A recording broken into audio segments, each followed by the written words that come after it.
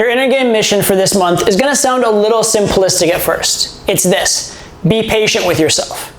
Sounds really obvious, right? Well, it does sound obvious, but almost nobody does it. So let me tell you 2 quick stories about being patient with yourself that apply directly to me, and then let me make a lesson to you for your life.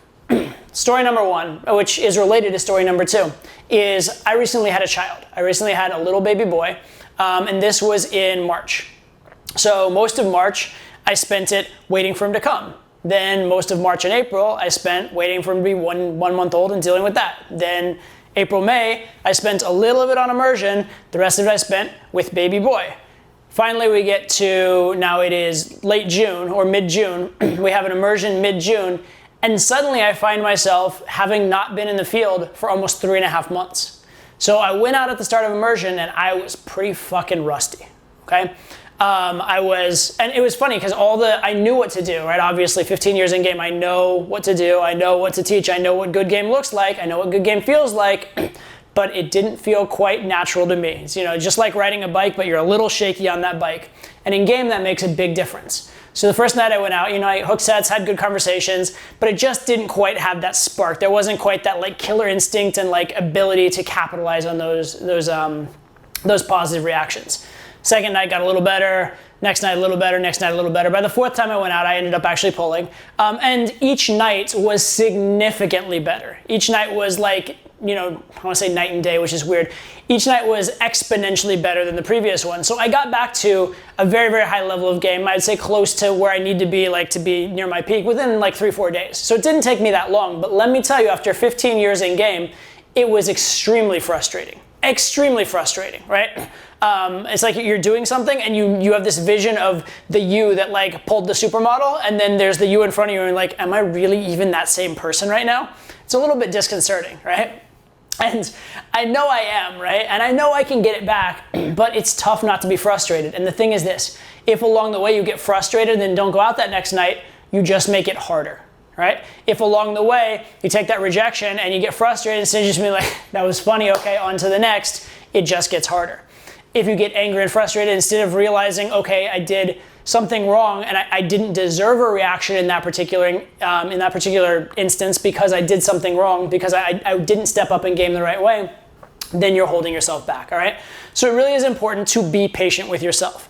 And I didn't know. So I knew I'd get it back. Right? I knew that if I went out enough days, I'd get it back because I've had times out of the field before. I had, when I played poker, I had a year where I basically went out 3 times the entire year, and you better believe I got rusty that year. But again, I had game before, I could get it back after.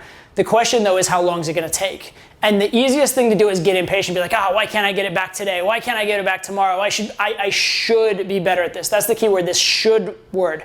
In reality, you shouldn't. In reality, you shouldn't be better at game. You should be exactly where you are, because your efforts and your time and your practice and the work you've put into it and the intelligence of that work has led you to exactly where you are. You are right where you should be. Okay, so there is no I should be better. Never exists. And the thing to focus on is not how fast can I get there. Students ask me this all the time, how long till I can get good at game? My real answer to that is, does it matter?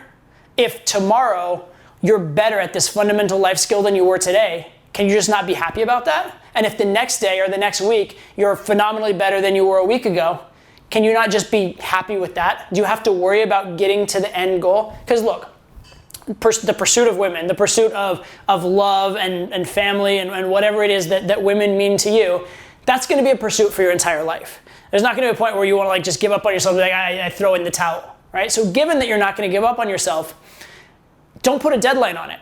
Just get a little bit better and be happy. Be happy that you got better. Most guys will never get better. Most guys will never improve their lives. And every little bit you do improve, even if you're not fucking supermodels next week, you've improved, right? You've gotten better. You've gotten more charismatic. You've gotten more confident. You've learned how to learn a bit better. You've grown in terms of your own fortitude and your ability to withstand fear. You've built charisma and sales skills that will help you not just with women, but in life. So you've gotten a little bit better. Be happy about that. Celebrate that. And be excited about the next little bit better. If you're too focused on that end goal, and you're well, I wasn't at that end goal this week, and I'm still not at that end goal next week, and I wasn't at that end goal 2 weeks ago, yeah, it's really, really far away, and it's hard to gauge your progress. Instead, pick milestones that are actually achievable in the short run. Pick milestones where you can be like, wow, I hit that one, and then I hit that one, and I hit that one. Because when you're seeing progress, you're going to stick with it, and you're going to keep improving and improving. And the truly tragic thing in game is when you don't improve. Okay? So I said there were 2 stories. One was that story of me going out.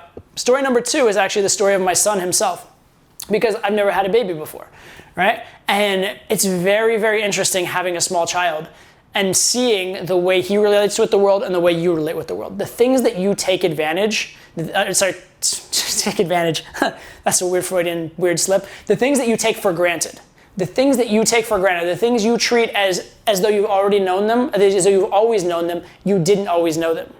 Did you know that there was a time when you couldn't recognize patterns? You could see like squares of light on the wall or whatever, and you wouldn't know that they were even a pattern. You just treat it as like this random conglomerate or whatever, right? Did you know there was a time when if I move my hand from here to here, you wouldn't know that that's a continuous motion? It's the same hand on both ends. On a more like simple practical level, there was a time when you couldn't crawl. There's a time when you couldn't walk. There's so many of these skills that you take for granted that took you a really long time to learn. If at any point in that learning process you had quit or you had given up or you'd gotten frustrated and said it's not worth it, you would never have become a functional human being, right? But do what babies do, which is every little victory, they celebrate it, they giggle, they laugh, they're so excited about every little step, every little bit of progress they make.